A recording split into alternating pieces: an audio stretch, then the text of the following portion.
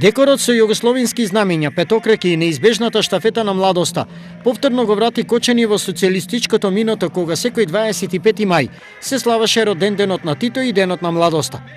Тогаш братските југословенски народи и народности својот завет за меѓусебна почет и заедништво го искажуваа со носење на штафета на младоста која патуваше од град во град пред да му биде предадена на маршалот.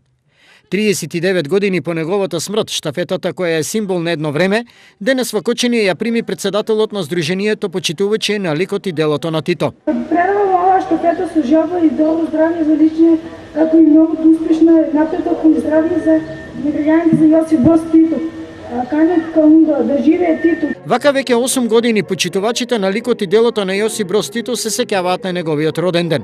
Сметаме дека присутното граѓанство е доволен доказ дека се уште има луѓе кои што живеат со духот на Југославија. А да се надеваме дека со времето тие луѓе бројот нивни ќе се зголеме и повторно ќе се врати Југославија. Една од најубавите, една од најмоćните држави во Европа и во светот. Сдруженијето и традицијата кои се единствени во Македонија, секоја година имаат се поголем број членови и поддржувачи.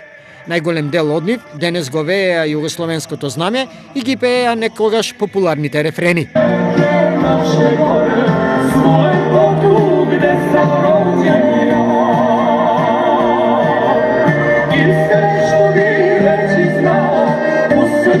Sam zapisao